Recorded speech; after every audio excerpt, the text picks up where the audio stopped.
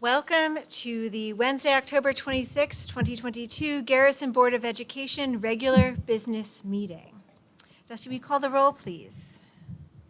Jocelyn Apicello. Here. David Gelber. Here. Madeline Julian. Here. Courtney McCarthy. Here. Kent Schott. Here. Matthew Spicer. Here. Sarah Tormey. Here. All right. Pledge of Allegiance, please.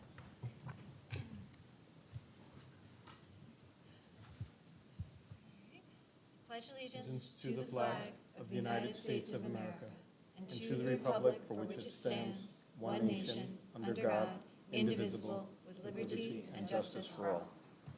Thank you. Next up, we have accept agenda changes. Does anyone have any suggested changes to this evening's agenda as presented?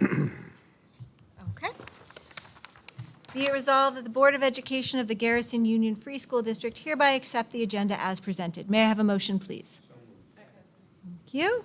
All in favor, please say aye. Aye. Nays, abstentions. Now we move on to school board recognition. Who am I turning this over to? All right, there we go, Carl. Okay. I'll just introduce, for those who may not be aware, in New York State last week, and it's always in the month of October, is School Board Recognition Week. Basically, it's time for communities to recognize and thank our board members who volunteer endless hours. A lot of what they do happens behind the scenes. It sometimes goes unnoticed. Of course, as a superintendent, I have a very close working relationship, and I see firsthand how important it is to have such a competent, dedicated, and hardworking board as we do here in Garrison. And I think that's the reason why we've been able to accomplish so much over the past 3 years. But mainly, they do what they do for children. At the basis of every decision made here in Garrison always is what's in the best interest of students. So I would like to introduce our student government president and vice president. Cora McMahon and Esther Amato are here to say a few words on behalf of all of our students here in Garrison. School Board Recognition Week takes place each year in October. On behalf of the students here at GUFS, we wanted to take this opportunity to recognize the amazing work for the GUFS Garrison Union Free School District Board of Education. Here are some fun facts about the important work of school board members all across New York State. New York has 690 public school districts, each with its own Board of Education.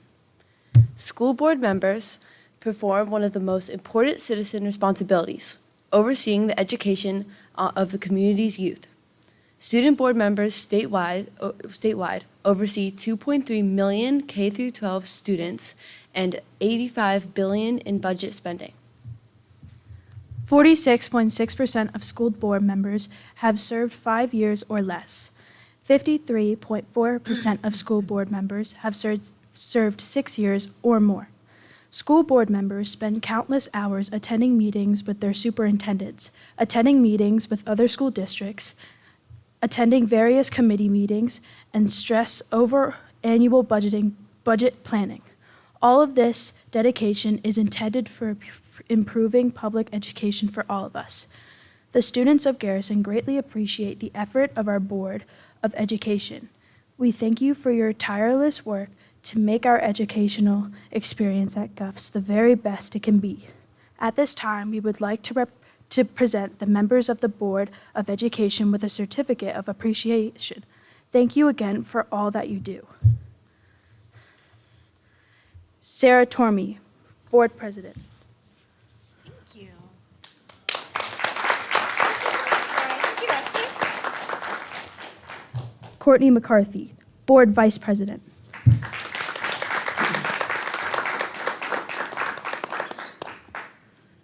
Jocelyn Apicello, Board Trustee.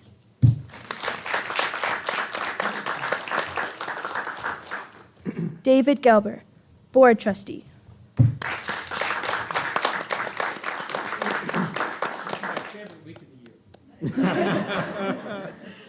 Madeline Julian, Board Trustee.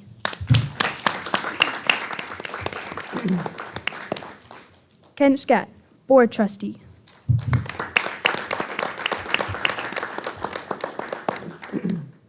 Matthew Spicer, Board Trustee.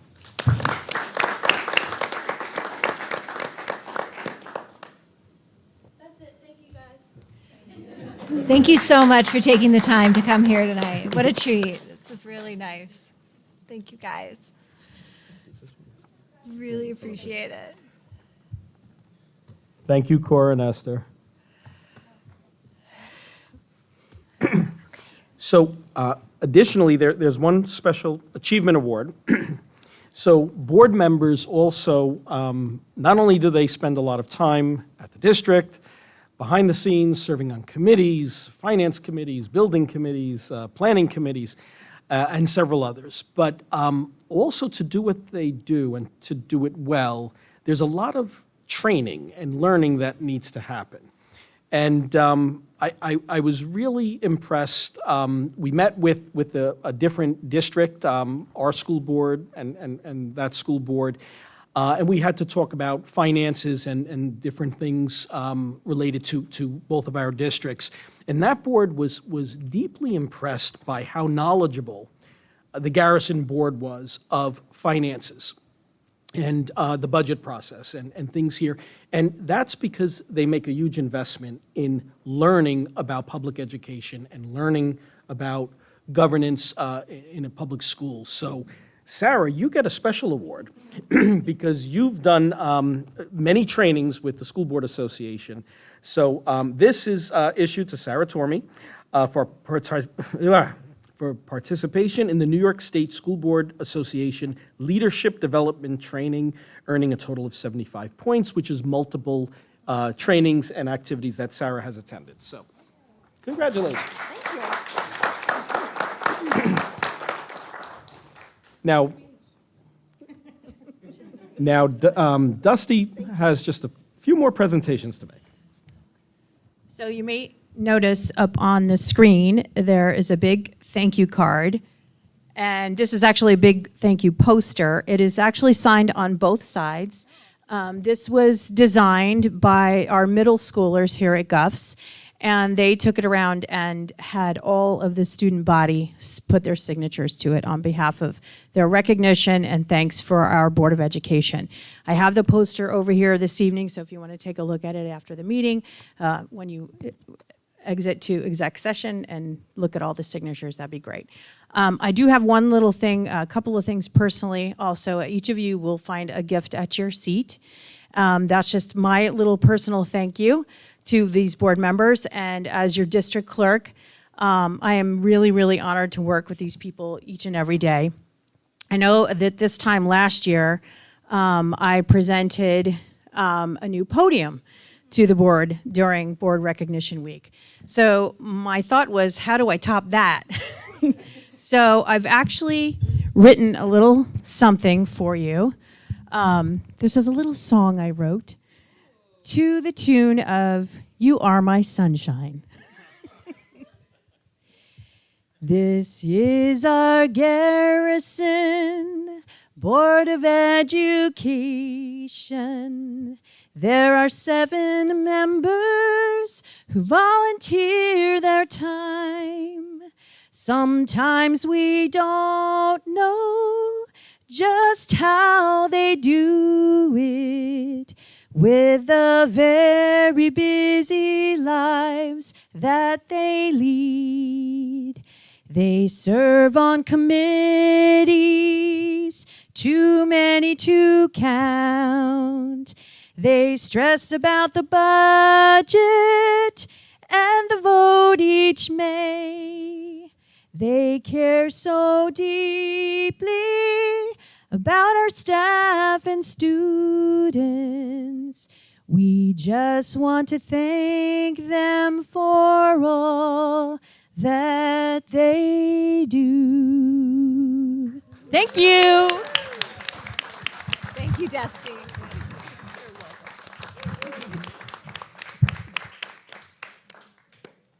That was very sweet of you.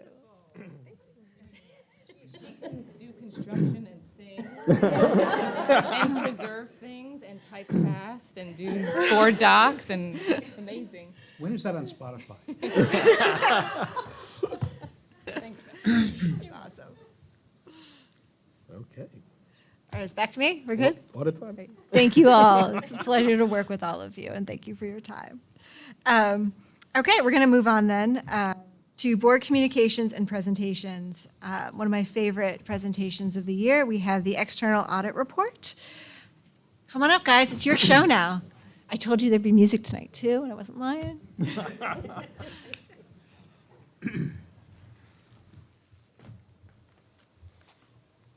I don't know, it's a tough act to follow. This is the second year in a row somebody sang before we I went. know. I mean, I'm going to keep upping the game for you every year. So. I'm not singing. I will just, I'll preface this by saying that our audit committee, which is myself, Kent, and Jocelyn, have already met with, and our community member, Brian Fitzgerald, met with Chris and his team last week, 2 weeks ago, to preview this. And we want to thank you for all the time we've put into it so far. All right, let's go. All right. Well, I'd like to thank you for taking time out of your board meeting to hear these results. I know everybody's got a full agenda, so we'll go through as quickly as possible. But if anybody has any questions, feel free. All right, so we'll talk about the audit process. We'll talk about the required communications to the board. We'll talk about your 2022 results of your general fund, which is the main operating fund of the district. We'll walk you through just some of your major revenues and expenditures so you can see where the money comes from and goes. We'll talk about your fund balance. I put a 5-year history of your fund balance together for you. And you do operate some other small funds, so we'll just talk about those fund balances. And then I just put in a chart for your debt service because you did recently take out a bond. So we put in the amortization schedule so you can see your annual requirements. So as far as the communications with those charged with governance, we're going to talk about your responsibilities first. And the main responsibility of the board is selecting and implementing accounting policies that are appropriate for a district of your size and complexity, to make sure your financial statements are presented according with U.S. GAAP, generally accepted accounting principles.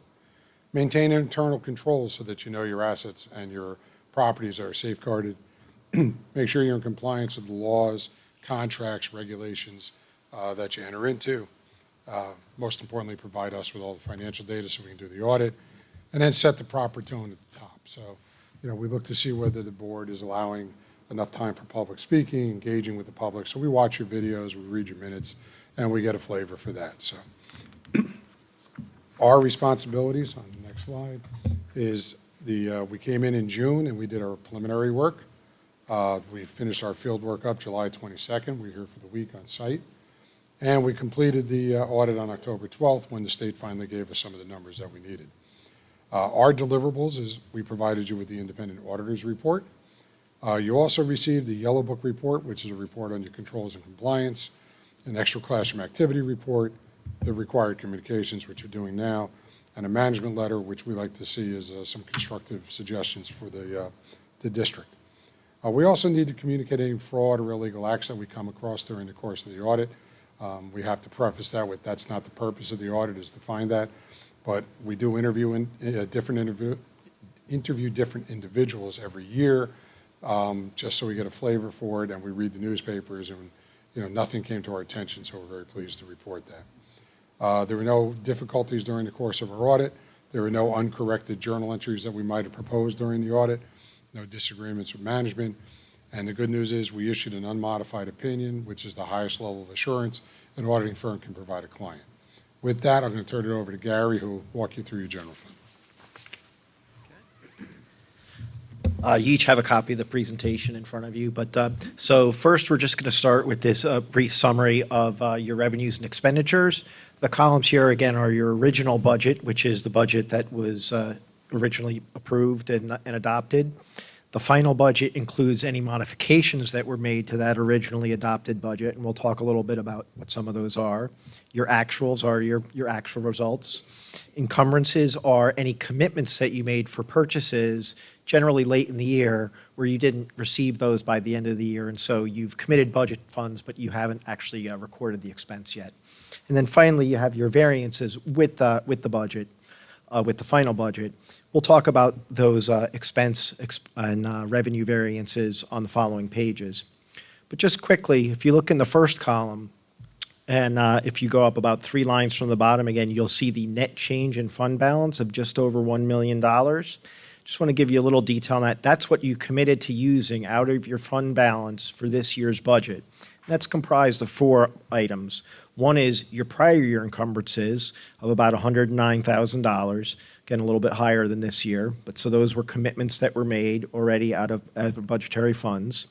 You appropriated $227,000 out of your fund balance to reduce your tax levy this year.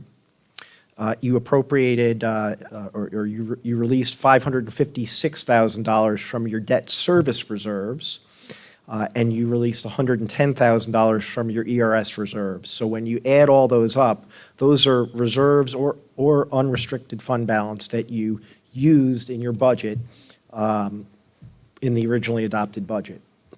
Your final budget, you can see, has no changes to the revenues. There were a few modifications. 2 items. You released $12,000 related to reserve that you have for tax certs. And then also you had an $80,000 repair of an emergency roof repair from which you also appropriated fund balance. So that makes up that $92,000 change in the two. Now your actual, when you came in, so you can see you were planning on using, roughly just under 1.1 million. You only used 700,000, so you did return that $382,000 that you had $382,000 that you had planned to use to this year's fund balance. However, you did also still utilize a little over $700,000 in the fund balance this year. So with that being the case, we'll move on from that. So next up is the revenues. I'm going to be very brief on this. Again, you can see that there are not any significant variances here. In some, you were within $55,000 of on a $10 million budget. That's, relatively a good results. And if anybody has any questions, we can go through those. But again, you can see the variances are not very significant. On the expense side, a couple things here. Now here you'll see that the variances are slightly larger, a little over 3%. But, in keeping with the environment that you were in with COVID, there were a lot of different contingencies that had to be planned for in terms of in-house learning, having amounts available for, possible remote learning. That kind of variance is not at all inconsistent with what we've seen across a large number of school districts, and we do audit a number of districts within the county. Chris, I don't know if it was almost 50. So we do see a large number of districts. This is not at all uncommon. Couple of quick comments on on the larger items. Your variance in general government support, that was primarily, so these are all positive. You spent less than you had planned, okay? On there, you spent a little less on plant maintenance was the main category. Secondly, in your instruction, that is of $196,000. I'm in the second column from the right. That's really primarily teaching salaries. It was spread out across a wide area of different items. There was nothing where significantly concentrated. Finally, just one item to comment on, and that is your transfers out of about $695,000. Those are primarily related to capital projects. There was also an amount that was transferred to the special aid fund for the write-off of some prior receivables that you had from the state that wound up being not collectible, and so you top that up with a transfer from the general fund. That's really what I have as far as the highlights on your expenditures and your revenues, in essence, your income statement. I'll turn it back over to Chris to talk about the fund balances. All right, so on this slide, you have your fund balance history. And I'll go back a little bit to what Gary said.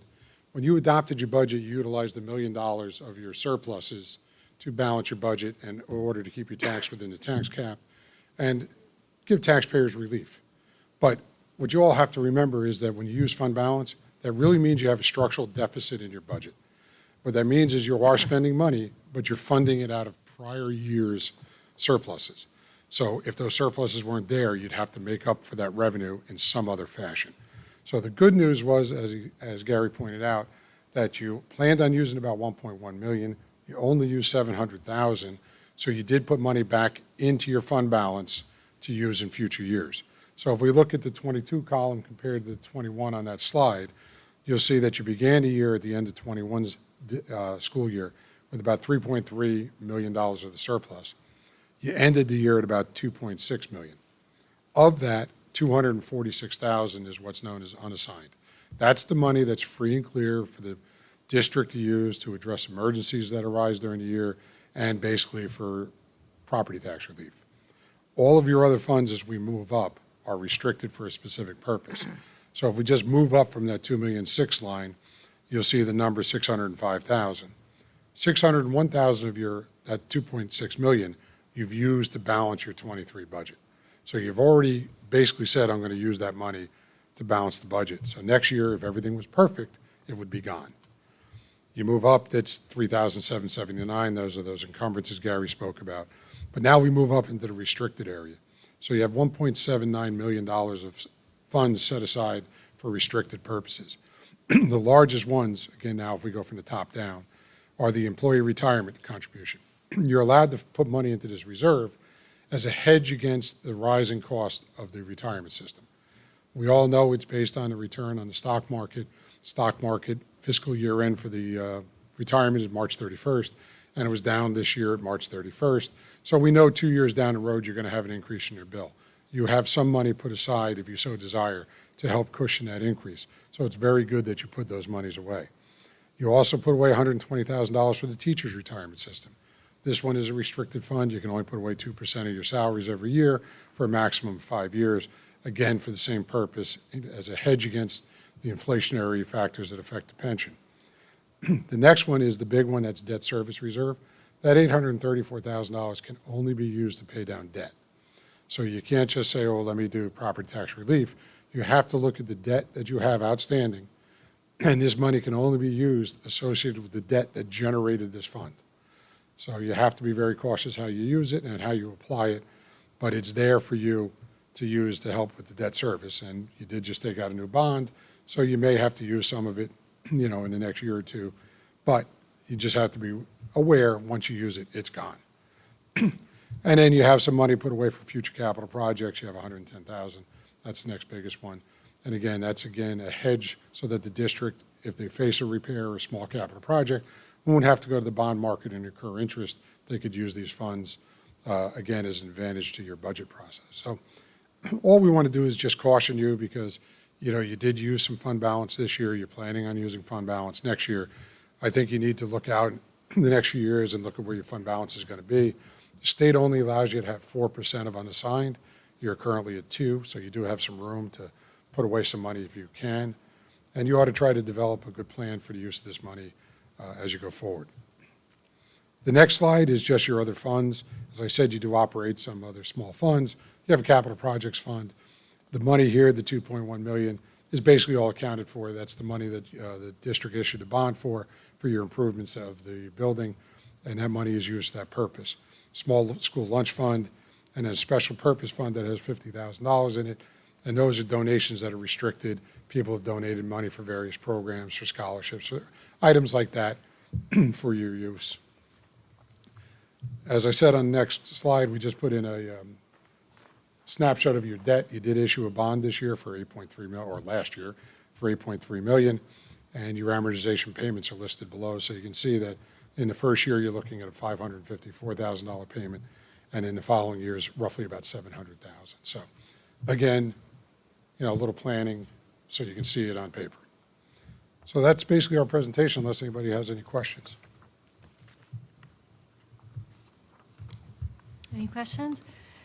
We did ask specifically from Audit Committee to spend some time looking at the fund reserves and to see where we are, because this year's budget, as you mentioned, and when we're talking about what year we're in, I know it's tricky for anyone who's Right. watching because our year ends June 30th. So the year you audited was last year's budget. The budget we voted on in the spring is this year's budget. Correct. What we're in, and we used $600,000 $600,000. out of the fund balance for that. So when we start to build the budget for the following year, which will start July 2023, we have to be very careful based on these numbers as to what we use for fund balance.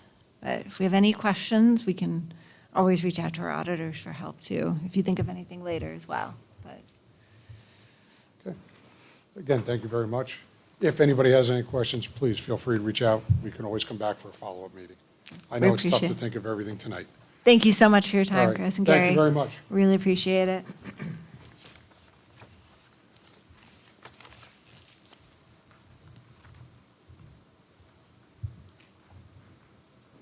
All right, Allison, you're on. Moving on to special education two-year plan presentation. Okay. I think it's good. Can you hear me okay? Okay. Hi, thank you so much for having me tonight. So I wanted to just bring to everybody's attention that I have been working on a two-year plan for special education.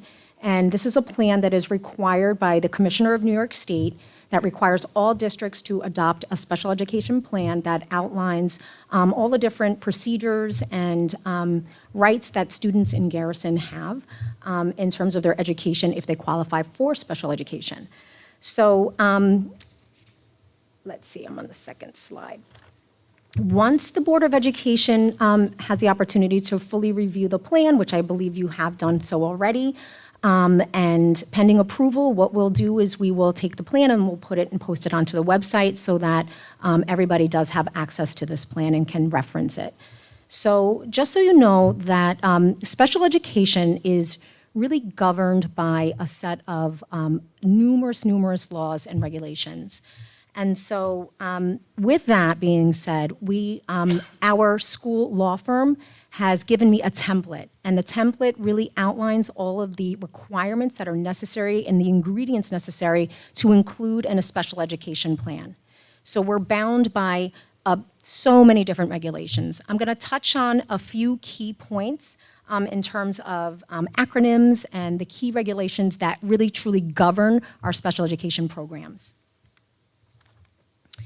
What I did with the template is I sort of pared it down and I customized it to our programs that we have here in Garrison, and I am going to review the continuum of services that we do have here. But before I do that, these are the three key terms that you'll hear and that'll be referenced throughout the plan when you do read it. You can see the Americans with Disabilities Act, also known as the ADA, which was derived back in 1990, is a civil rights law.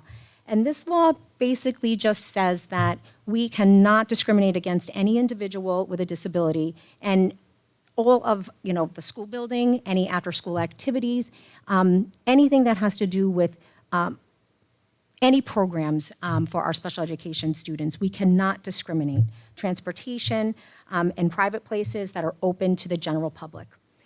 Then you're also going to see throughout the document, it's called FAPE. This stands for the Free and Public Education under Section 504. What that means is that any person who has a disability has and entitled to a free and public education within our school walls and even outside of our district if you are placed outside of one, because we do not have a program in-house.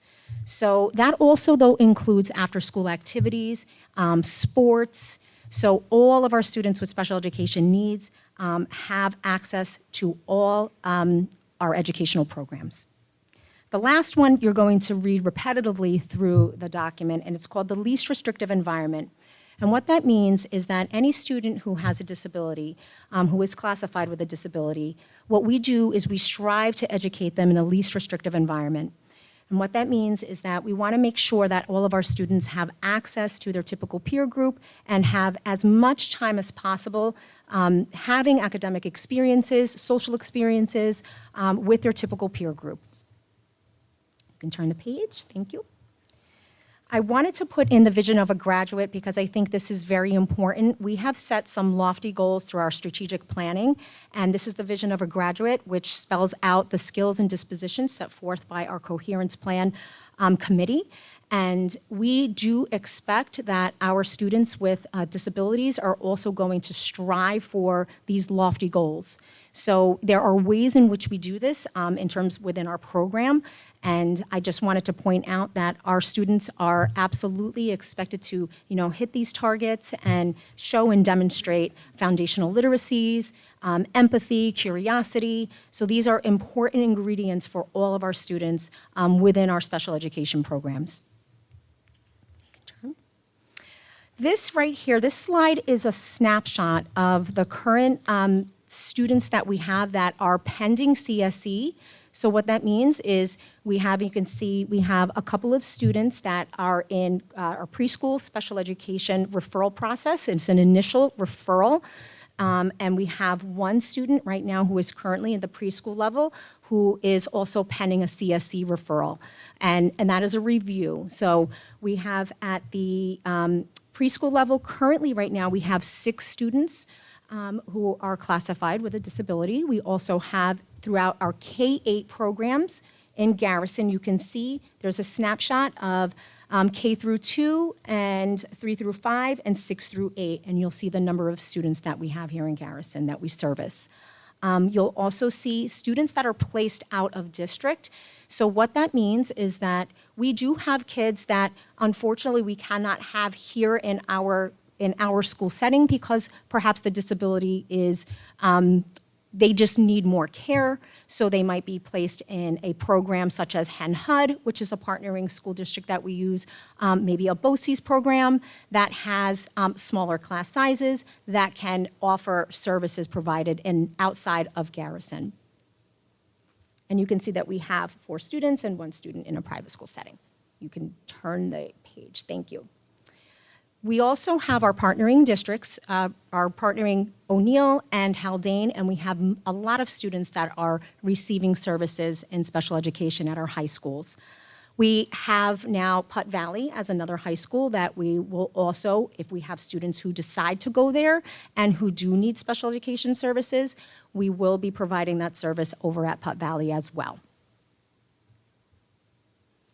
Okay, so there is a process that we go through that I just want to review, and it's also in the plan. So let's say there's 2 pathways in which you can go through the process of special education. Sometimes parents, they have that like gut instinct that something might not quite be right, and a parent will come to me or maybe approach our school psychologist or the classroom teacher and say, something's just not like adding up. They're really having a hard time with X, Y, and Z. And they want to make a parent referral. And what I do sometimes, I will meet with the parent and say, you know what, like, I hear you, and let's try going through what's called the RTI process. And what that means is we have a whole team of interventionists and a process called response to intervention, where if we suspect that a child has a learning gap or any kind of need associated with ELA, English Language Arts, or mathematics, what we do is we do like a 6 to 8 week intervention and try to target, we do some assessments and then try to target what skills they need to be remediated. And then we come back to the table and then we say, oh, you know what? We're making really good progress. Let's keep going in this direction, or maybe not. Maybe we need to move forward with the referral, and then we kickstart the referral and we go through the CSE process. There are times where the parent might say, you know what, I would like to bypass that, and I would like to go straight to the evaluation process. And then they would write a request to me, a formal request, and I would then say, okay, let's go through now the formal evaluation process.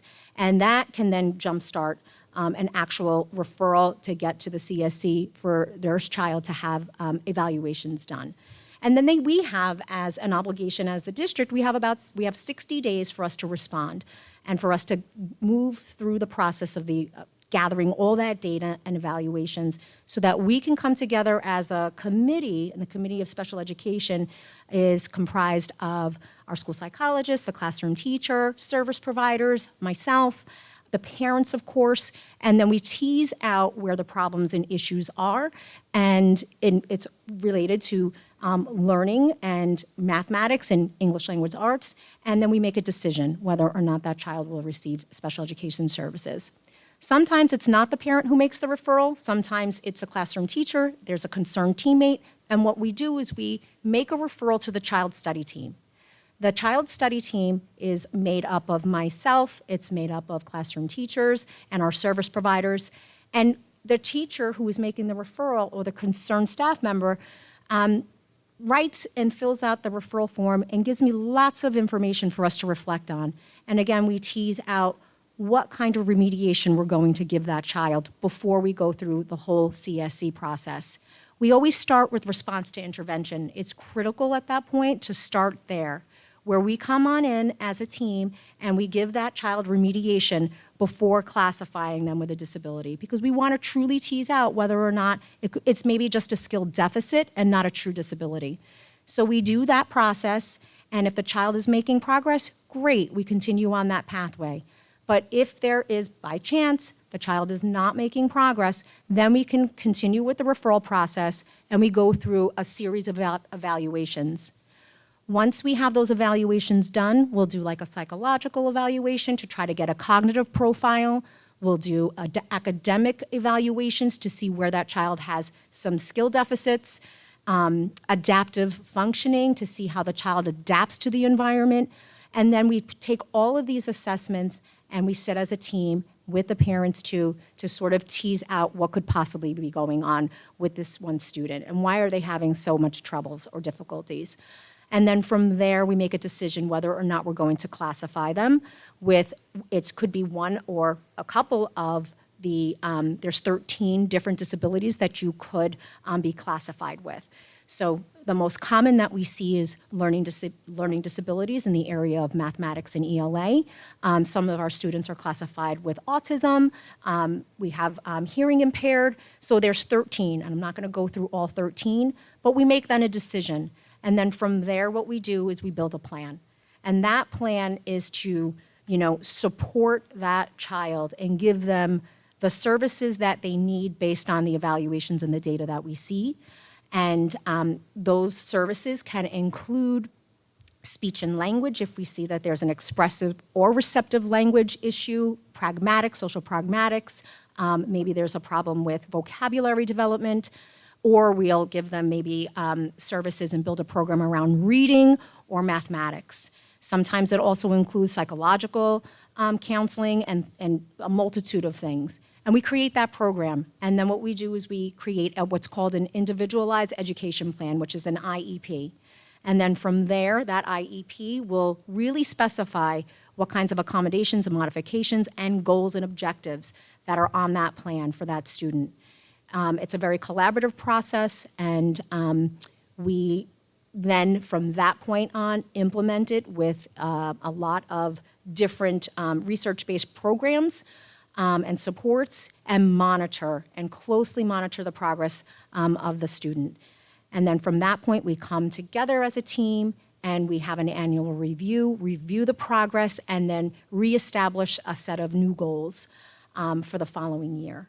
Every 3 years, children get reevaluated, and we, then make some additions, and sometimes we even declassify students, which is obviously wonderful when we're able to do that. You can turn the page now. Okay.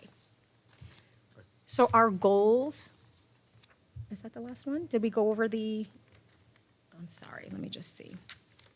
Okay, so ultimately our goals for our special education students are that we want them to meet the rigorous goals that we set for them. We want our students to reach for the stars. We want them to have rigorous goals that are set for them, but that are achievable.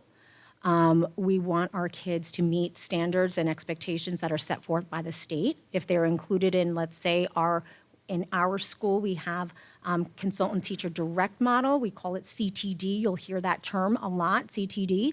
And in that model, the students are included in, obviously, our general education classrooms, and they're being presented with grade level material that our teachers are teaching the next gen learning standards, and that in that consultant teacher direct model, there's 2 teachers teaching ELA and math, and the student then would be getting services provided by a special education teacher in conjunction with their general education teacher.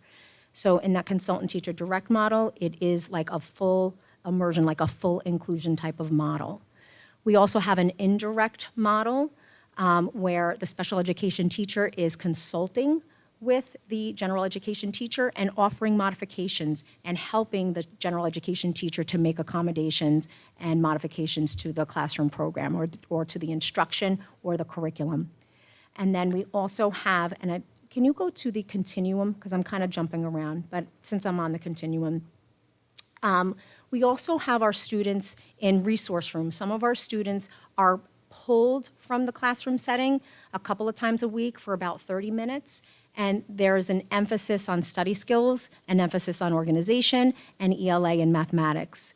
So that is one of our services that we offer here as well. You can see that the ratio in resource room is a 5-to-1 ratio. So that means that there's no more than 5 students in a resource room, and there's the 1 teacher. We also have an array of services that we offer here in Garrison, from counseling, OT, PT, speech and language therapy, and oftentimes those services are done in small group or individual, or they're pushed in where the therapist goes into the classroom setting, and sometimes they do pull the student out. On occasion, what we call that like a flexible service, so that it can be done in different environments across the school, because we're expecting students to generalize the skills across the school setting. And then we also have special class programs, but not here in Garrison in our school, but we have our special class programs where we send some of our students who have higher needs, and they'll be in a class, a 12-1-1. What that means is there's 12 students, 1 teacher, and 1 TA. And we also have some of our students in an 8-1-1, where there's 8 students and 1 teacher and 1 TA. So currently in Garrison, we do not have special classes, but we do have some of our students that we do send out, and we incur that cost where we send them out, and they have specialized instruction in a specialized school setting. So you can go back to the goals page, the last page, because I just want to touch on, I think, which is one of the most important things about special education, and it's near and dear to my heart. I was a special education teacher for a lot of years, I think like 15 years or so, and I was also a principal of a special education school down in BOCES. So this is like work that's near and dear to my heart. But my ultimate goal is that our students that have challenges, learning challenges, are viewed as assets in the classroom. That is one of my, I think, most important messages that I just want to send out there. And we talk about this a lot as a community, as a teaching community, and even with the students, that when all students walk into a room, every student has a purpose there and a reason for being in the classroom. And that is one of my biggest goals, is that they're viewed as an asset to the learning process. So that basically is it in a nutshell. When you read this document, it is dense. There's a lot of acronyms, a lot of information, and please don't hesitate to reach out to me when you do, have this document in hand. I will help you walk through, the process and kind of help you understand what some of the things are that are in this document. So I'm opening it up to some questions. Just jump in and start and say, I want to thank you for summarizing this 54-page document into the brief slideshow. I appreciate that. And the time and effort you put into this process. Does anyone have any questions? Go ahead, Madeline. Thank you for doing this. It was definitely missing from our website. It is something that will be helpful not only for the existing families, but for families that are thinking of coming over to Garrison. So I have 2 questions. Now that we have the pre-K program, Yes. is this making it easier with the CPSE process and with the staff and getting to know the students? Absolutely. When we have firsthand knowledge of our kids being here, we're able to really, kind of get ahead of it. We have firsthand knowledge of our students. So absolutely, having our pre-K program here makes it definitely easier for us to be able to identify and get in there early as part of the early intervention process, which is most critical. Thank you. And then the other question is, given the size, we are a small district. Yes. It sounds like the one thing that we can't provide is a dedicated special education class. So right now we have no single special ed class. It's an integrated program, right?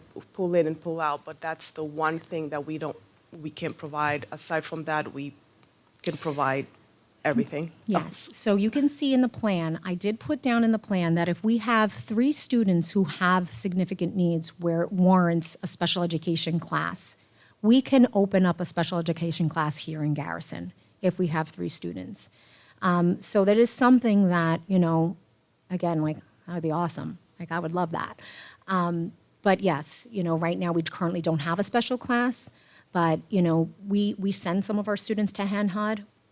It is possible that in the future, if we're creative, we could potentially open up our own special class here. And, if we have 3 or more, I think it's possible. Thank you. You're welcome. Just one quick follow-up on the pre-K, the funding for pre-K special ed is still covered by the county. Is that correct? That does not touch our budget? Yes, that's right. Thank you. That's right. And we actually have outside providers that come in actually and service our current our pre-K students right now. And they are paid for by the county and not us. Thank you. Okay, Courtney and then Kent. Can you just speak a little to the process when families and educators might not be in agreement of what a student needs? I just feel like that to me is such a journey for parents, because when parents are really struggling with coming to terms with that there might be something, because there's 2 sides of it. You might have, a parent who's like really seeing something, but then we go through the evaluation process and we're like, we don't really see it on our end. So there's that scenario, and then there's the flip side of that. So for me, when you have parents who are, struggling with the idea that their child might have a disability, it's delicate, and I think you just have to be so empathetic and caring and go through their journey along with them. It's about educating the parent and helping them to understand, and it takes time. It really does. So I think that's the number one thing that I try to do is, and I think the CSE team, is education, parent training, giving them a lot of support, wraparound support. There's outside supports that families can receive, at home, and we involve Krista DiDiego, we involve Dr. Gorlitsky with trying to wrap around the family. And I say that because that's what we do, because there's the home piece and then there's the in-school piece. But I feel strongly about supporting the home piece as well. Courtney, if I could just add to that. So Allison does an amazing job at working with families and staff to reach consensus. Yes. So it's always the goal to reach consensus on what a child's needs are and what is the best program, the most appropriate program. But there are rare occasions where you do not reach consensus. There are 2 things that we do offer.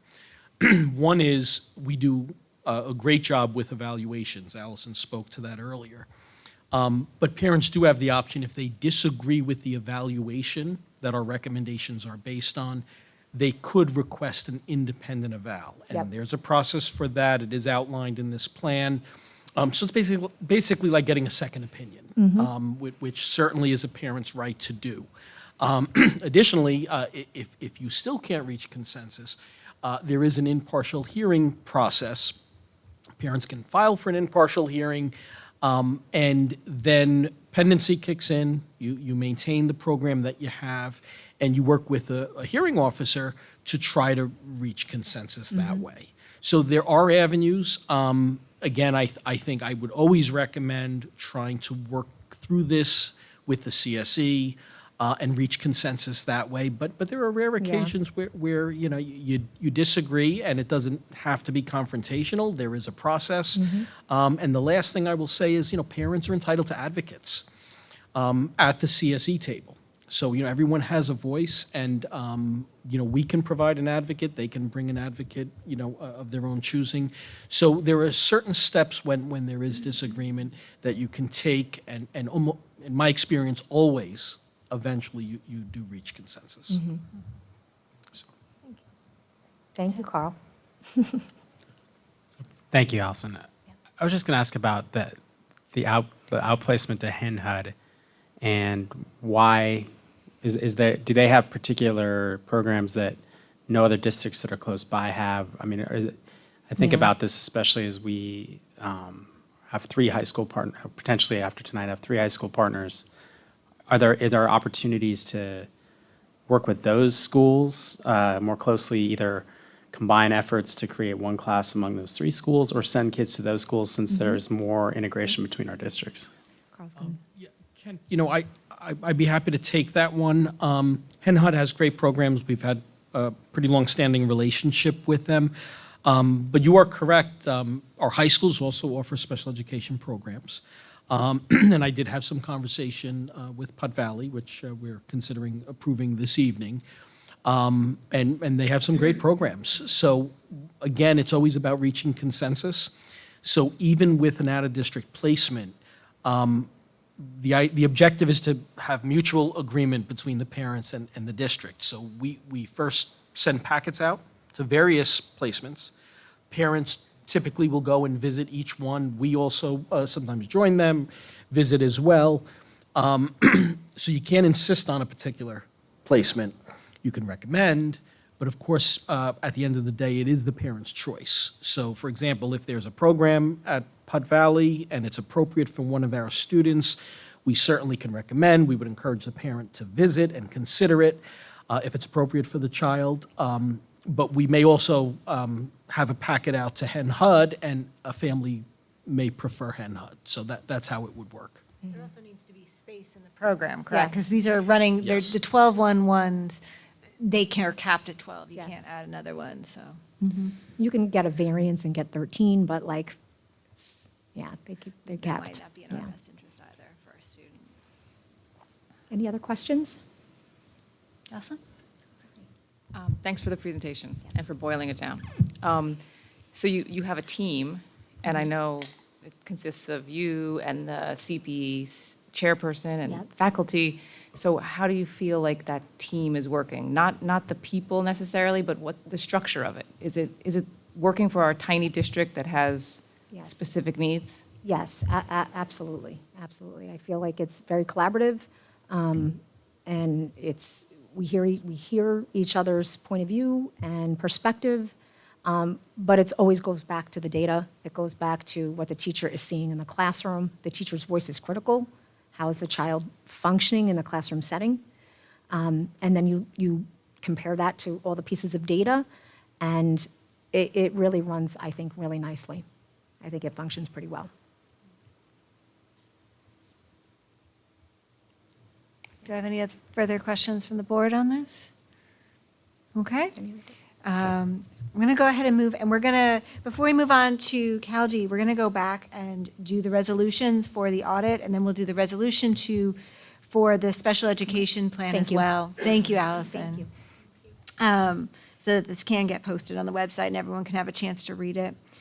Going back to audit then, be it resolved that the Board of Education of the Garrison Union Free School District hereby accepts the external audit report for the 2021-2022 school year as presented by PFK O'Connor Davies Accounting Firm. May I have a motion, please? Second.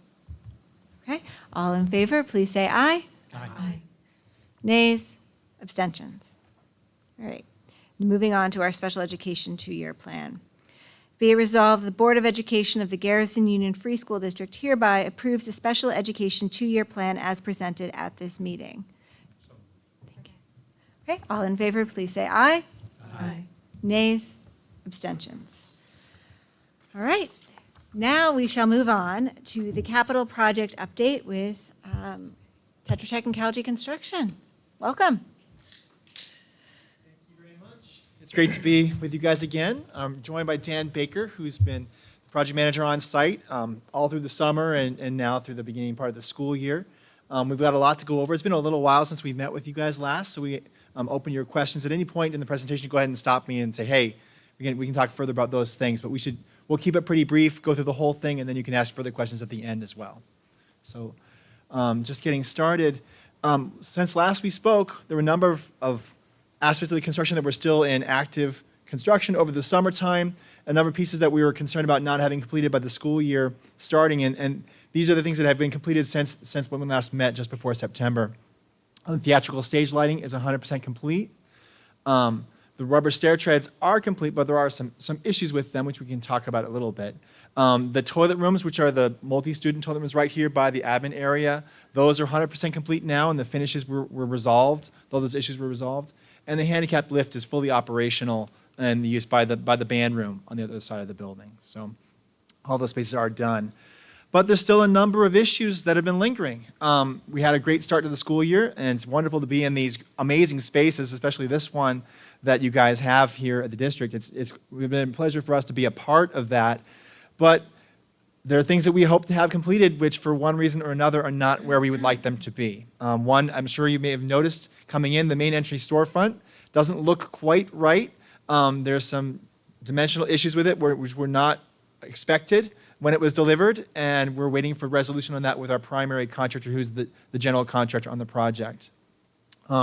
Doors and hardware have been a topic we've come before you with on a number of occasions, and the doors and hardware are pretty much where we said they were going to be in our last meeting. We're looking at December into January. We haven't had the confirmation or the schedules we've been looking for to really give us assurance that we're going to hit our December timeframe for that Christmas, holiday week break. So we're keeping our fingers crossed, but we're going to be providing whatever services we need to get across the finish line on it.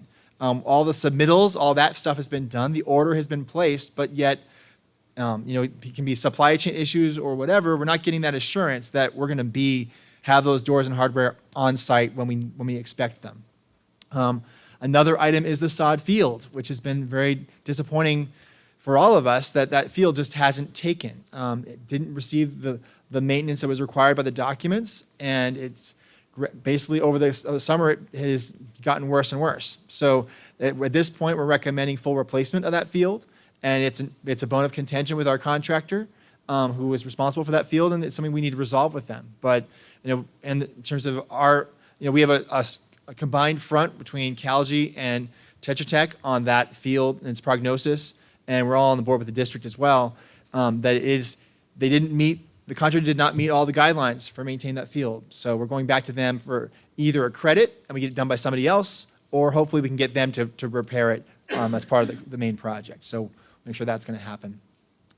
Heating, ventilating, air conditioning. We're in the commissioning aspect of that, where the systems are in place, but there's a number of, we're basically testing and balancing. We're going through the systems. We have an outside agency that's going through all the systems to make sure they're calibrated. And we've had one round of training. There's more training to be done. BMS stands for Building Management System. The system's in place, but there's more work to be done. And some spaces are not receiving the control yet they're supposed to by specification, and we're just going through that to oversee that process as well. And it's ongoing battle right now to get everything done that needs to get done in that aspect. The fire alarm system. We have active fire alarm systems. We've always had it throughout, but we're transitioning to a new system, and that turnover is not complete yet. There's different parts of that process which are still underway. Punch list work is when the architect and the engineers inspect all the completed work on the project and provide a list of deficiencies and corrections and those issues. And that process is ongoing. Ever since the start of the school year, when the district has taken occupancy of spaces, we've had that list in place. We identified all the issues before we took them over as a district.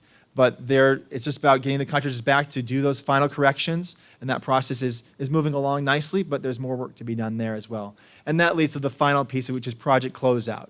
There are manuals that you guys get as a district. There's attic stock, and most of those things are completed, but it's just a process of making sure every last bit is done properly. And unfortunately, particularly for the general construction process, that we can't get to close out until we have the doors, we have the storefront, we have these final items, we dot our I's and cross our T's on the project. Here's the list of the change orders that we have submitted to you for board approval. These are all the GC change orders. I'm just going through them in brief.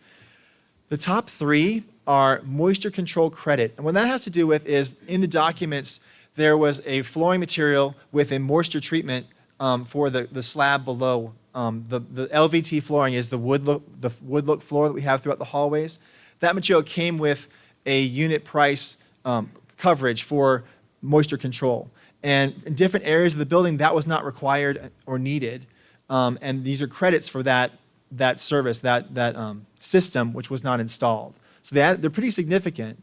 The first one is about $14,000, and the other two add up to about $51,000 for areas of the hallway where that moisture control system was not installed.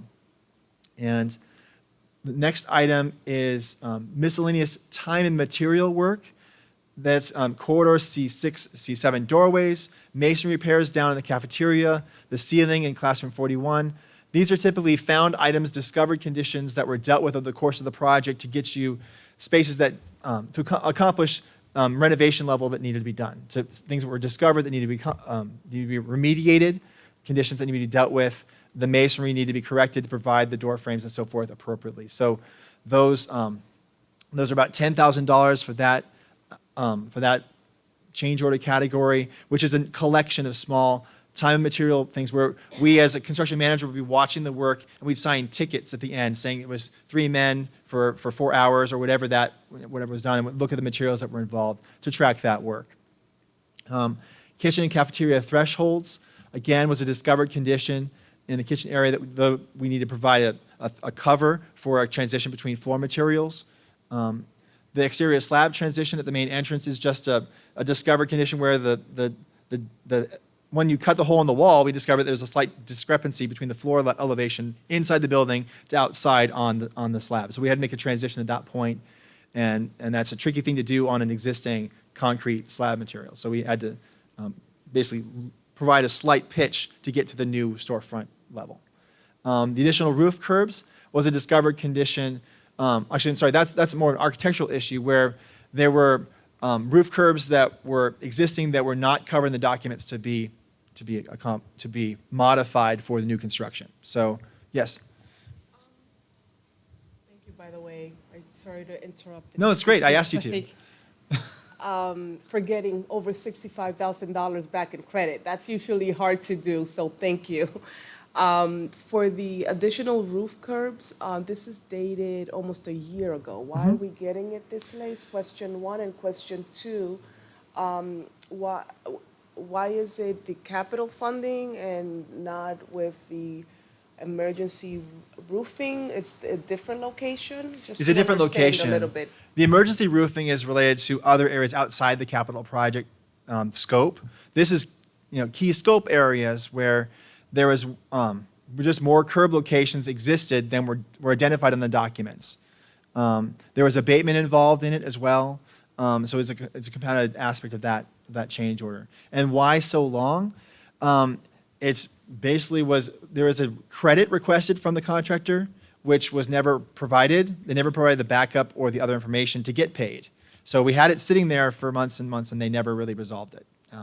It's just been waiting for them to give us what we needed. And then eventually we just said, we're at the end of the project now, we got to resolve these things, and we just brought it to a close on their behalf, basically. Got it, thank you. Yes, go ahead. Question about moisture control, and Yeah. I recognize I am way out of my comfort No. zone, and Madeline should be handling questions. But, so, great, we're getting this credit back. Does the moisture control Right. piece still need to get put down? Does Right. that floor need to get ripped up? That's a great and- question. I'm glad you asked it, because this space was one of the spaces that was indicated in the documents to have moisture control. And this space, as was already mentioned, I don't know if part of this meeting, but previously at the library opening, this was a gymnasium at one point. So the moisture control is about moisture coming through a slab on grade, a concrete slab on a wet ground condition, where moisture is going to come through and potentially damage the new flooring. This space doesn't have that condition. So in this case, we had a quantity of that area, of this whole space was covered for moisture control, which we didn't need it. So the credit was just straight up not necessary. The other areas were the result of testing on the floor slab, particularly in the middle school area. When we were doing the work over the summer, they came in, they tested and determined that we did not need it, the moisture control in that area. And so the contractor did not install it in that area, and now we're getting credit back for what they did not install. Okay. Thanks. You're welcome. And there's another page of them. So this is all general construction ones, if there's no other questions. And we can always go back if there's further questions. Bertucci is the mechanical contractor that does the heating, ventilating, air conditioning. So there's four change orders for them.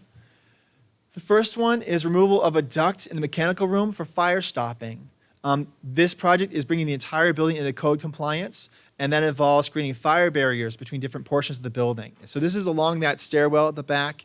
The general contractor was basically had to install a fire-rated barrier inside the mechanical room, but in order to do that, some of the existing ductwork had to be removed and reinstalled to do that fire stopping work.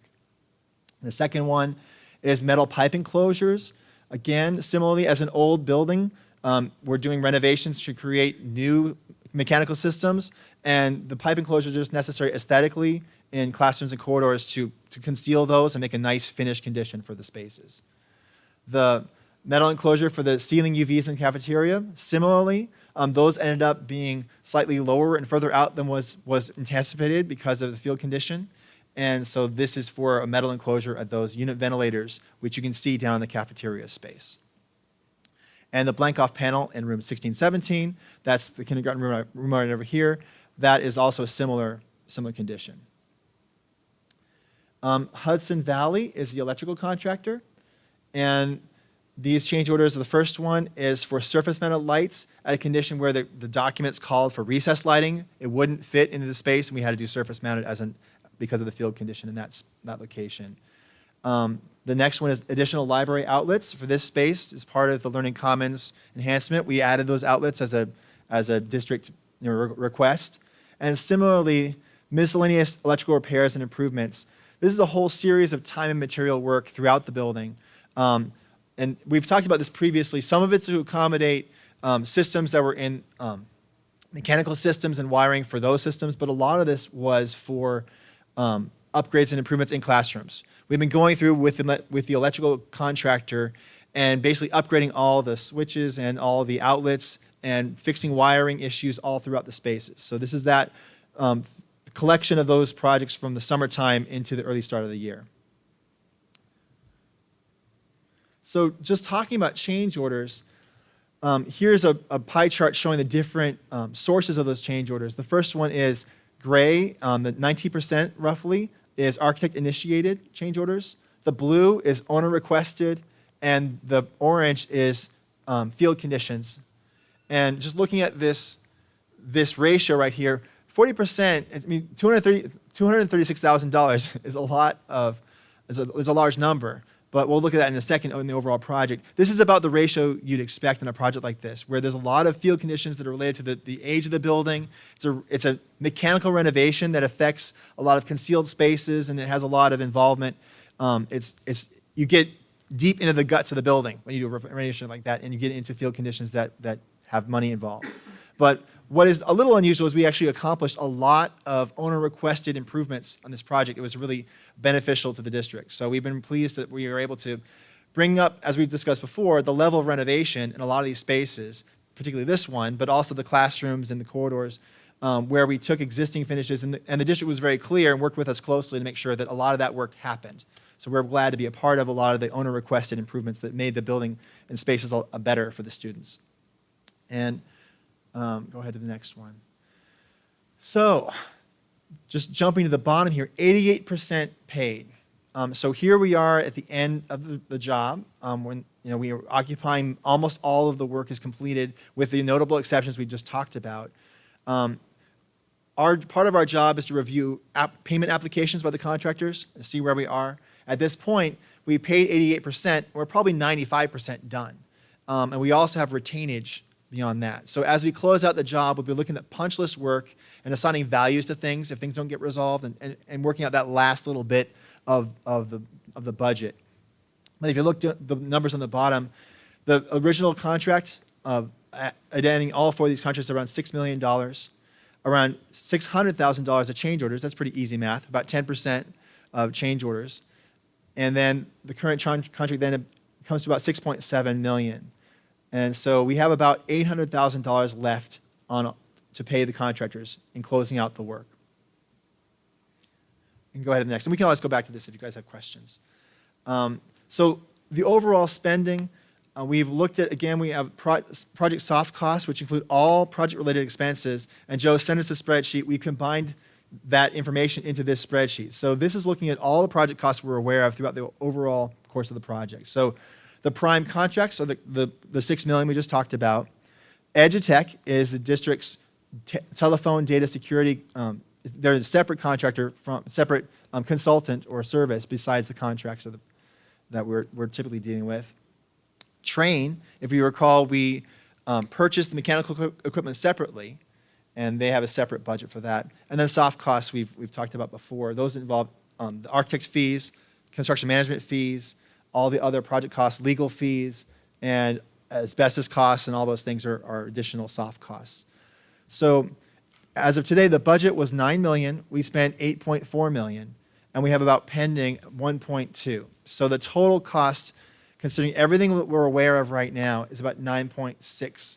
So we basically, at this point, including everything we know about $270,000 of contingency remaining, including pending change orders, and also, I mean, we mentioned some of the resolution of those outstanding items. We've saved money aside for those things as well. Go ahead. Are we at a point in the project where we can start planning perhaps how to utilize that money? Or do you want to keep it a little longer to see how this is resolved? For example, is it now time to consult with our council as to if there's additional roofing repairs and turn that over to the facilities committee to review? Go ahead, Joe. You're the best. I think we still have a little bit of a ways to go to close out some of the contracts, and the scope that is identified as a part of the referendum, we can't really go beyond that. There may be some additional enhancements that we can do in some of the areas that we already remodeled, and potentially some other equipment or some other items, but like areas that weren't identified to do roofing, we can't necessarily just add them. Madeline? Just looking at numbers, just to make sure I'm understanding this right. Can you use your microphone? Okay. So the pending here is 906,000, and on the previous page was 700. Go ahead and go back if you can. 700, 900, the 700, 800. Yeah. So what's the difference there? And then the second question will be on the total current contract to date, right? It's 6.7 there, and in the next page where it's 6.8, there's Exactly. So you see that discrepancy. there's a discrepancy of 100. So go back again, if you could, for a second. So let's look at the change orders, 600,000. We're holding here for approved change orders which have been accepted by the group and are on the books. If you go to the next page, we're holding more money than that for things that we're aware of, which are to be worked out. We're holding money for the sod field. We're holding money for really resolving the front entrance. We're holding money for the doors and the work associated with those things. We're keeping that money aside so we don't overcommit and say we're better shape than we are. That contingency is the free and clear beyond what we are already expecting to spend on, soft costs and other items. So That's good, but can we show that so it's clear next time, right, that there is a potential change order of additional $100,000 before closing out the project, which will cover us for the outstanding Absolutely. pending item? I have to think about how clear. I mean, maybe we can spend more time next time breaking that down a little bit. We'll do a slide that sort of shows what those are and where we're saving the money. And similarly with soft costs. Right now, at this point, we should be wrapping up the soft costs, but because of these sort of looming issues which could drag this out, we're holding on to some of those numbers because we may have additional costs we are anticipating. So we have to be careful. So we can definitely do that. Thank you.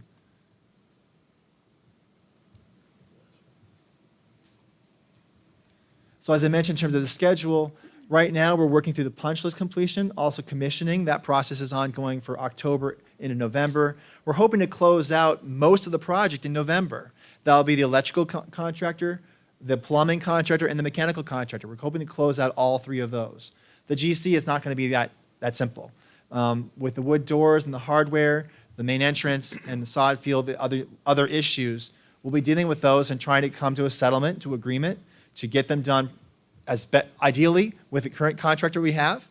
But if we can't get it done properly, we'll take whatever steps we need to under the contract. Fortunately, as a public bid project, we have a bond. It's a bonded project, so we have avenues within the contract to deal with issues. If we can't resolve it with the contractor, we have basically we call the bonding company and talk to them about how to get it resolved. So that's kind of where we are, unfortunately. And we've been through this a number of times. It happens once in a while, and you just need to resolve these things as best we can. And the key is that we've made sure on our part that we haven't let monies go out to the contractors that are in excess of what we anticipate for resolving these things in any of the scenarios we need to go down. So if we can work with these contractors, great. If we can't, we have the money and we have the resources within the contract terms to take whatever avenue we need to. But that's our plan, and we're hoping to make it work as quickly as possible. And we really want to resolve these things for all of our sakes. We can get on to newer and better things. You guys have a mission that's not construction ongoing, so I understand that. So the wood doors are scheduled for December, but we're hoping to close out the project in January. Again, this is our hopeful schedule. This is our best case schedule. So we'll be coming back to you again in a little bit, probably November, to sort of let you know where we are. If I could just add something. Go ahead, Dan. Just grab the microphone for me, okay? Point it up, Dan. You're too tall. The sod field will drag out longer. Obviously, we cannot replace a sod field in the middle of winter, so that's something that's going to have to get done in the spring. So that's all I had to say. Thank you. Do I have further questions from the board before we? This is a complicated project, and I think you guys did it on time, on budget, and I know there's a couple of items pending, and that's normal for any project, but amazing, amazing work. Thank you. We're very fortunate to have you. Thank you very much. We're happy to be a part of it. It's so exciting to see all these spaces. You know, we kind of have to put our glasses on and not look at the missing parts and just focus on all the stuff that is done, because there's a lot of great things were accomplished. So we're glad, thank you, to be a part of that process.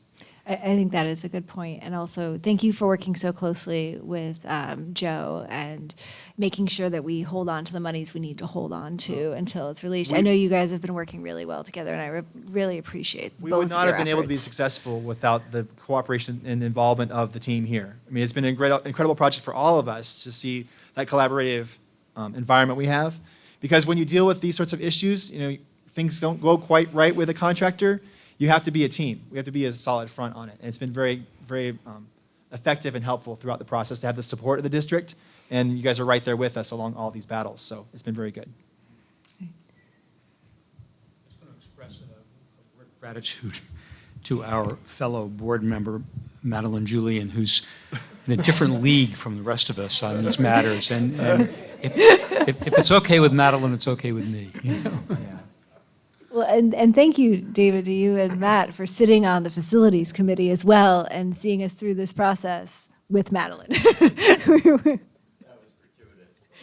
gratuitous. All right, thank you very much. Thanks, guys. Okay, this brings us to public comment. I have a sign-up sheet because of all the things happening in the room. It's up here, so you're welcome to come and sign up. I'm going to read my paragraph. Public comment is intended for members of the community to speak openly and voice concerns in accordance with Policy 1510 of the Garrison Union Free School District. Any person wishing to speak shall comply with all provisions of this policy. Comments about specific school personnel or individual students is a violation of board policy. Concerns regarding students or personnel should be discussed privately with the superintendent or appropriate administrator. Comments should be limited to 3 minutes, and speakers are asked to conduct themselves in a respectful manner. The board will listen to comments but will not engage in dialogue. Any necessary follow-up will be noted and provided through the appropriate channel. Members of the public wishing to comment during board meetings are asked to place their name on my sheet, please. And we have the podium. Come on. You'll note I do read that paragraph every time, and it's nice to know the auditors actually watch the meetings to check for it, which I appreciate. Yeah, go for it, Kate. It's all yours. Hi, my name is Katie Cucciarella. I have 2 boys here that go to Garrison, one kindergarten and one 8th grade. So one coming in, one going out. There were 2 things I wanted to mention. The first is I wanted to express my gratitude to this entire board and administration for the feat and the fight that you all just went through with Haldane and also bringing on Putnam Valley, hopefully. I think, what you've done here and all the work that you put into it is going to be very beneficial for us going forward in the future and to the community and children at the Garrison School. So thank you for that. And Kent, especially for you, the last meeting at Haldane, I watched that and you did a really fabulous job. So thank you for being the one standing there and, staying standing, I should say. So thank you. The other thing I want to mention is, or bring up again, is Jocelyn's question. Thank you, Allison, for your strategic plan. I look forward to looking over those 54 pages. But I would say that to this board, really look into how this CSE process is going here in Garrison. How is it set up? Who are the people that you're going to when you feel like your child may have some type of learning difference? Who's the person you're reaching out to? Who are you following up with? I would like to see this board really look further into that. That's all for tonight. Thank you. Thank you. Do I have further comment? Okay, I'm going to go ahead and move on then to President's remarks. I really don't have anything other than to say a big thank you to our board in honor of school board Oh, sorry, were you waiting to speak back there? Okay, good. Sorry, I don't want to miss anyone.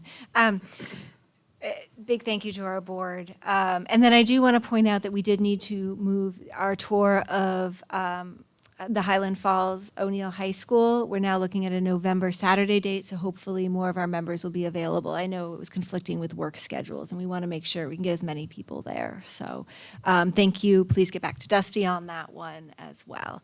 And then Madeline, a thank you to you for attending as our NYSSMA representative, and we will do a follow-up at the next meeting on that. So we haven't forgotten, and we really appreciate the time and energy you put into that. So. And that is all I have. Carl? Just, I'll add 2 items, just word of thanks. Our parents did an amazing job with the Fall Festival. Anyone who was able to attend, lot of work. I showed up and enjoyed it, but I know there were hours beforehand, there were hours breaking it down. So Shala Janetta really takes the lead with the organization, but of course there's an army of parents behind her. And again, just thank you. It was a wonderful event. And I think this district, for the first time in my time here in 3 years, is feeling like a normal school district. And it is a really good feeling.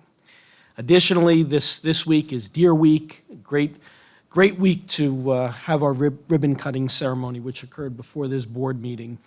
I have to say, the parents, again, have come through with all different activities. Courtney McCarthy setting up guest authors, Harper Dion, and the rest of the PTA here managing a book sale. We've also started to fill this library with books for our students. And the greatest feeling of all is just to walk around the building and see our children just in books, relaxing here in this beautiful furniture or in the classrooms or out on the playground. Reading is alive and well, and it's a wonderful feeling. So thank you to everyone who contributed to make that possible. That's all I have, Sarah. All right, thank you. Moving on, then, we will go to accepting the minutes. Be it resolved, the Board of Education of the Garrison Union Free School District hereby accept the minutes of the regular meeting of October 12th, 2022 as presented. May I have a motion, please? So moved. Second. Thank you. Anyone have any questions or thoughts on the minutes? I'm going to go ahead and move to a vote. All in favor, please say aye. Aye. Nays, abstentions. All right, now we move on to the financial reports. Be it resolved that the Board of Education does hereby accept the treasurer's reports for June, July, August, and September of 2022 as presented, and further that the board does hereby accept the claims audit report for September 2022 as presented. May I have a motion, please? So moved. Second. Thank you. Do we have any questions, or Joe, is there anything you want to address in regard to these financial reports as presented? A lot of these reports were waiting for some audit items to be finished, and once they were finished, then the floodgates could open. And we got them all up to date. Great, thank you. I want to thank our internal claims auditor, or not internal, the claims auditor, who has been putting together some very diligent reports and really reviewing those purchase orders. So if the board likes at any point, we can have the claims auditor come in and present to us, speak with us, answer any questions if you'd like. Just me? Okay, she can come to the audit committee meeting too, but just want to throw that out there for further audit excitement. All right, are there any further questions on the financials? Okay, we're going to go ahead and move to a vote. All in favor, please say aye. Aye. Nays? Abstentions? Next, we will move to committee reports. We have a report from Jocelyn for the Planning Committee. Just this week, Carl, Mr. Yap, who's the new Director of Technology and Innovation, and David Kent and I met. And I know it's already 8:30, but I do feel like it's important to just give a little update on what we're going to do, because like we spent money on the plan. We spent a lot of time. There were so many people on the committee that it's worth trying to think of like some of the next steps that we're planning on for this year. Here's a few. One is signage. We want to put the vision of the graduate in every classroom and in some strategic places around the school so that people know what the heck it is. That means the faculty can be, kind of always reminded of what it is, but then also the students start to become very fluent in these skills and dispositions that we expect. We expect that to happen easily and shortly, and we'll make them look pretty. We do have an extra parent-teacher conference day that was added to the school year, so we're going to try to figure out how to potentially incorporate some of the conversation happening around the vision of the graduate and the plan between the faculty and the parents or caregivers. We think in the long term, maybe working on it this year, but unrolling next year, some adaptation of the report card to reflect what we're expecting our students to learn and master over the next several years.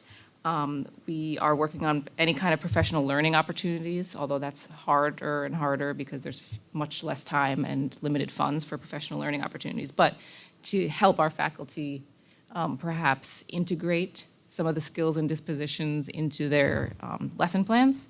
We also have Mr. Yap and Ms. Emig working independently with different faculty members who are already kind of chomping at the bit to bring in some of the skills and dispositions. And I think in general, how do we communicate to the broader community what we did and what we expect and what we want our students to learn from this? And so just finally, we're going to try to have a small subcommittee that would include some parents and faculty to work specifically on how to integrate the strategic plan into the parent-teacher conference dialogue, and then also how to adapt the report card to address these issues. So we're looking for, we're trying to get some of the committee members who were on it last year as parents to join because they're really familiar. Otherwise, we'll open it up to the public. Sorry, that was longer than usual, but. It's a lot of work for one meeting, though. That's great. Question for you. For the report cards, do you have a timeline in mind to when they would be implemented? Yeah. Sarah, I think we definitely can accomplish that for next school year. It's a process. It takes time. Again, teachers definitely need to be a part of that conversation. We need to align with the next gen standards, with our coherence plan goals. Mrs. Emig, you will have more work cut out for you, and I know you will embrace it.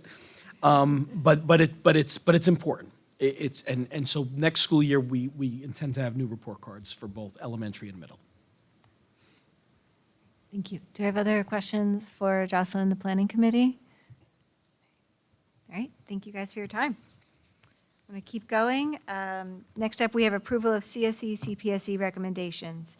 Be it resolved that the Board of Education of the Garrison Union Free School District approve the Committee on Special Education, CSE, and Committee on Preschool Special Education, CPSE, recommendations and student placements. May I have a motion, please? So moved. Second. All in favor, please say aye. Aye. Nays? abstentions. Next, we move on to the personnel consent agenda. Be it resolved, the Board of Education of the Garrison Union Free School District, upon the recommendation of Carl L. Albano, Superintendent, does hereby approve the items of the personnel consent agenda as presented. May I have a motion, please? Second. Thank you.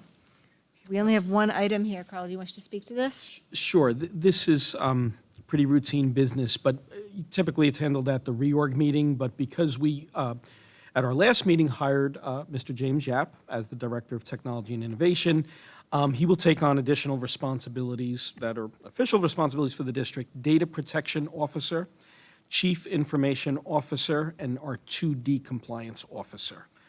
He's experienced in all three areas, and I have no doubt that he'll do a great job with those responsibilities. Thank you. Do I have any questions from the board on the consent agenda? What's a 2D compliance officer? That's a great one. Yeah. That basically means that any software that we purchase as a district has to be safe for student use and faculty use. So we cannot just go ahead and, there are many products out there where they could take our information and sell it. So the companies that we deal with and the software that we do bring in is vetted and it is safe for student use, basically. Thank you. That's a relatively new position that is now required. Is that correct? Yes, I want to say maybe it's 3 years old, Joe? Does that sound about right? About 3 years old. Yeah. There was a time where we were using a lot of different educational products, and some of them excellent. But there's an additional now compliance piece where they need to be safe as well as quality products. Do you have additional questions? Okay. All in favor, please say aye. Aye. Nays, abstentions. Next, we'll move on to new business. Be it resolved, the Board of Education of the Garrison Union Free School District hereby approves the new business as presented. May I have a motion, please? So moved. Second. Thank you. Carl, do you want to speak to some of these? Sure. And whatever I can't cover, I'm sure Joe can. First, we are retiring, disposing of some obsolete technology equipment. It's listed, some Chromebooks and other things that are beyond their useful life, beyond repair. The other one that was added is disposal of library books. So I did ask our school attorney for a resolution because what we learned after this Learning Commons space was fully renovated, we had our custodians unpack from the storage containers approximately 5,000 library books that were in the previous library. Out of those books, as we started to go through them, we learned that in our estimate, probably about 1/3 of those books are outdated, damaged, some dating back 50, 60 years where when you pick them up, they were disintegrating almost in your hands. So books that really had little or no value, either they're outdated, obsolete, or falling apart. So fortunately, 2 of our staff members, Mrs. Earl, as well as Ms. D'Onofrio, who has a certification in library media, are working, and it's a process. Going through 5,000 books, as you would imagine, takes time. My apologies. But no, I'm okay. I should have had it. But in this library, Learning Commons space now, we have over 1,000 books already on the shelves. So the process has begun. I estimate it'll take about 3 or 4 more weeks. But what we're doing is we are separating those books that are damaged and obsolete, and we will eventually dispose of them because they're no longer useful. So that is one of the resolutions. Any questions about that one? Yeah. Yes, Jocelyn.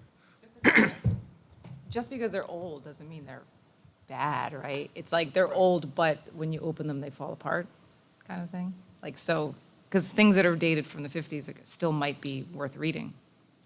Yeah. Okay, so is there kind of some guidance or something that Ms. Earl and Ms. D'Onofrio came up with that like allows them to have some kind of methodical way of deciding which ones go and which ones stay. Yeah. The ones that are definitely going into the dumpster are falling apart, disintegrating, so those are obvious. But you are correct, a book can be 50 or 60 years old and actually be very valuable and important. So we are entrusting that Mrs. D'Onofrio, with her expertise, with her training, she has a master's degree, an additional master's degree in this area, is holding on to those books. So right now, we're only discarding the most damaged and useless books. Not all of them will end up on the shelves in here. We anticipate having maybe an additional 1,000 books in this space. And then the next step will be asking our teachers if we can distribute them through the classroom libraries. And again, that will take time. This is a tedious process. If at the end of the day, after we fill the Learning Commons shelves, fill the teachers' classrooms, if we have books that are in decent shape, I think the next step would be to try to donate them. And we would come back to the board if we decided to do so. We could reach out to our local library, see if they're interested in those books, maybe potentially another school. But we definitely need, in my estimate, at least 1 month, maybe 6 weeks or so, for our teachers to just take the time. But we're being careful, and we recognize that there are older books that are valuable. And can I do a follow-up? Just because these shelves here, that's 1,000 books-ish. This is a big room. It's like a library, but it's the Learning Commons. I mean, it just doesn't seem like a lot of books.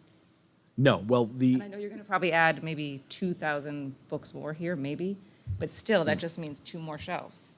And I don't mean to be critical, but it's just like, it doesn't feel like enough books on hand. We also started to have a discussion about adding more bookshelves, which we could do. There is some contingency, as you learned earlier, so that is a possibility, and the shelves aren't terribly expensive. We made earlier in the year, we made an investment in bookshelves for teachers' classrooms. So with our balanced literacy program, all of our teachers have level libraries. So our students certainly have access, pre-K through 12, they have access to many, many books. I would say an average teacher classroom library is somewhere in the vicinity of 1,500 to 2,000 books. Here, just keep in mind, we do not have a library media specialist here. So the other thing that we're still working this out, but we are thinking of having children, we're organizing them by genre, by grade levels, or elementary versus middle school level. And we're thinking just on the honor system of allowing our students to select books, enjoy them, read them here, even take them home, bring them back, and then our staff would put them in their, the appropriate place back on the shelf. But without a full-time library media specialist, I think managing a large collection in this room could become a challenge. Carl, the obsolete technology, is any of it have any potential value to an impoverished community or another country? Joe, I don't know if you know more about it. My understanding, David, is no. When we list it as disposed, it is of no use to anyone, even to donate it. It's typically just recycled. There's a lot of them where, they iPads that can't take a charge, or the battery pack is, there's or broken screens and things like that. Okay. Matt, you had a question, and Madeline? Okay, Madeline. I have another one about the books. Sure. So how do we stay current and up to date, knowing that 1/3 of the books are obsolete? Is there a plan to making sure that we're staying up to date, bringing in new books, new titles? Yeah. Madeline, we have a budget. Of course, it's part of our annual budget, and teachers always have the ability to replenish their classroom libraries. This year, we are encouraging them, because we have thousands of books that were in storage. We are encouraging our teachers. Many of them had to set up their classrooms, as you know, Labor Day, to be ready for the opening of school, because construction went down to the wire. So they first organized their original classroom libraries.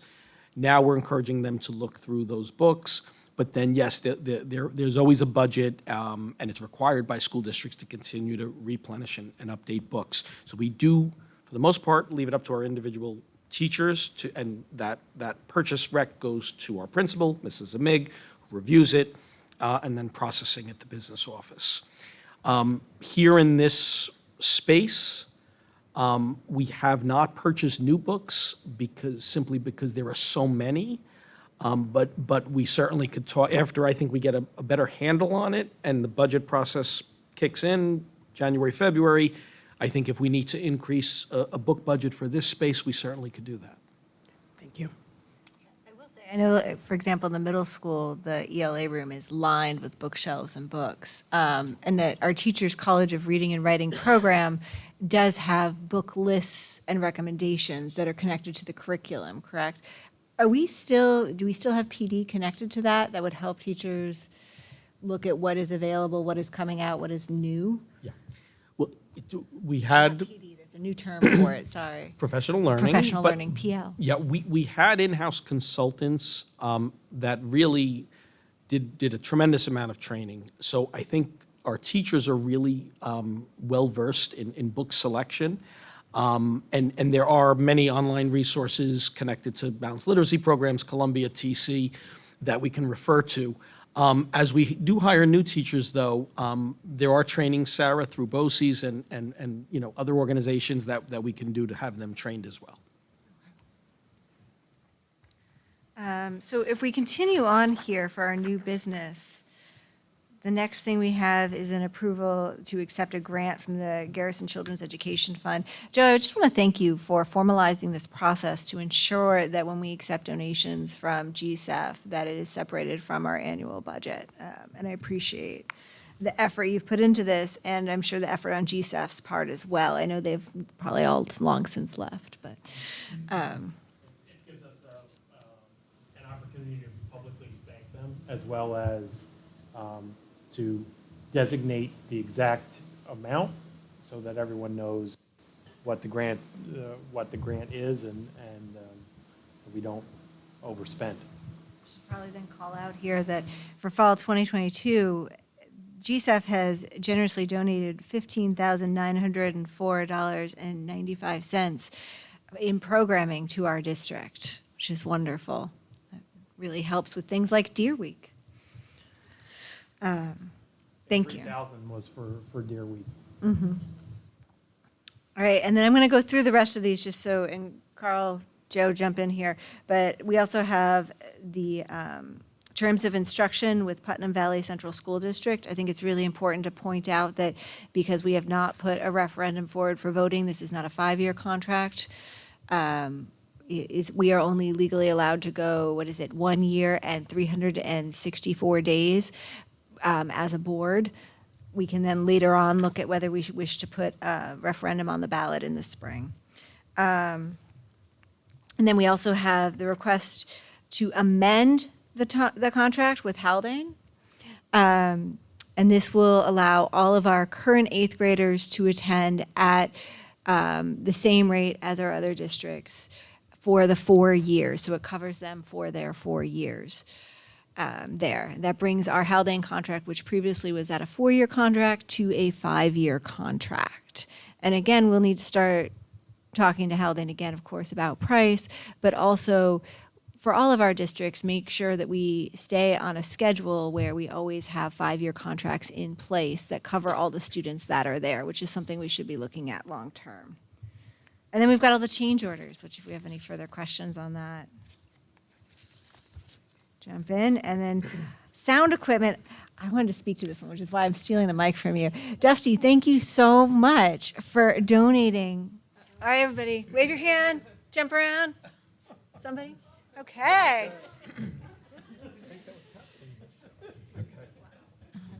Now it is definitely a fun meeting. Okay, Dusty, thank you so much for donating sound equipment to our district. We greatly appreciate not only your time and energy, but the things you give us. All right, do I have any further questions on any of the things listed? Contracts, change orders? All right, we're going to go ahead and move to a vote then. All in favor, please say aye. Aye. Nays? Abstentions? Thank you. We now move to our second public comment section of this evening. I'm not going to read my paragraph again, but if anyone wishes to speak, I have the sign-up sheet right here.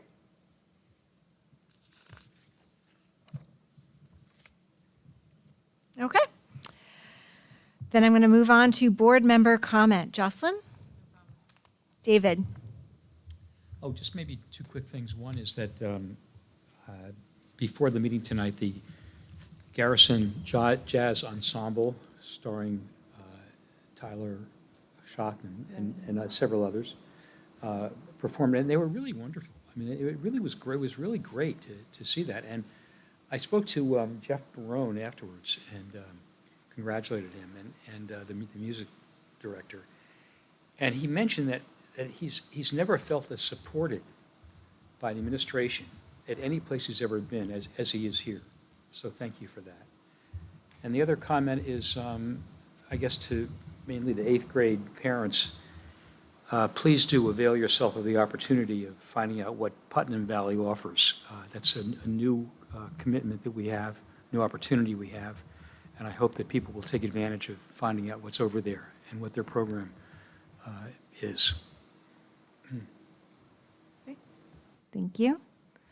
Madeline? No comment. Courtney? No comment. Kent? I just want to point out and thank Carl, Sarah, and the rest of the board for the tremendous amount of work that went into doing what we just did and ratifying a third school as choice for our children. This is I feel like we kind of went through a lot the last couple of weeks. This is a really big deal. This really fundamentally changes the options and opportunities for our students going forward. So I just wanted to recognize Carl, great work you've done in doing that. Sarah, I know you've put a ton of work into it as well. And just, you know, I'm not great at expressing excitement, but this is like fundamentally, like, I think years from now, this is a really foundational change for Garrison. So great job, everybody. Very well put. Matt? Okay.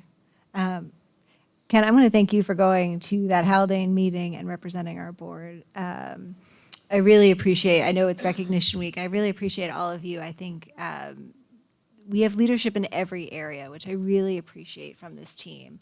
And I think that has been key to our success. But again, thank you for enduring the hour-long talk with them. And of course, there will be further talks. For anyone who hasn't watched the Haldane meeting previously, one of the things they would really like to do is start a further conversation on terms for next year, sooner rather than later, which of course we welcome. So we'll put together a committee. Committees are great for that. And then also I would like to thank Courtney for putting together Deer Week. Again, not as a board duty, but as a parent volunteer. I don't know how many years you've been doing it. I hope somebody else takes over for you, given you have an 8th grader. But I know the children appreciate it, having the authors come.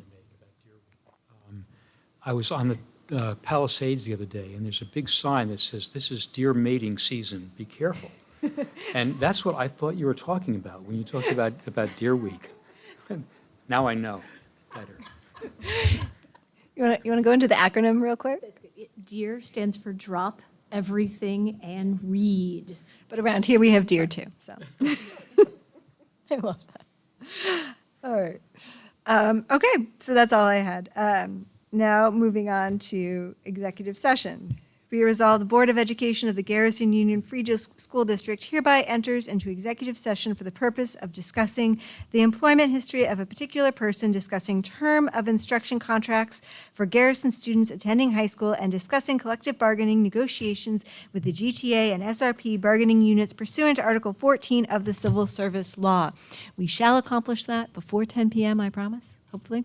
All right, may I have a motion, please?